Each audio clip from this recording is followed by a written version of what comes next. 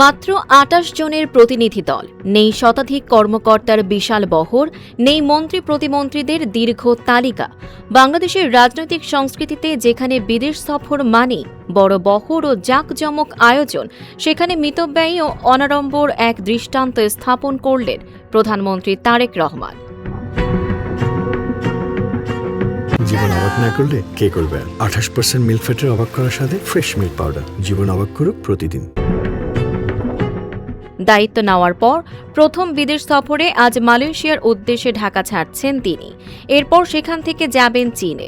Malaysia ও চীন সফরে প্রধানমন্ত্রীর প্রতিনিধি দলের সদস্য সংখ্যা হবে যথাক্রমে ২৭ ও ২৮ জন, যা বাংলাদেশের সাম্প্রতিক ইতিহাসে বিরল বলেই মনে করছেন সংশ্লিষ্টরা। তবে সফরটি শুধু প্রতীকী নয়, রয়েছে গুরুত্বপূর্ণ কূটনৈতিক ও অর্থনৈতিক লক্ষ্য।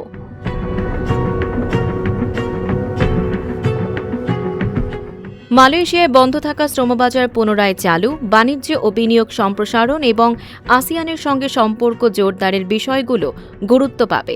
অন্যদিকে চীন সফরে শিক্ষা, কৃষি, বিনিয়োগ, নবায়নযোগ্য জ্বালানি, মোংলা বন্দর সম্প্রসারণ ও তিস্তা প্রকল্প সহ বিভিন্ন বিষয়ে ১৫ থেকে ১৭টি দ্বিপক্ষীয় দলিল সই হতে পারে।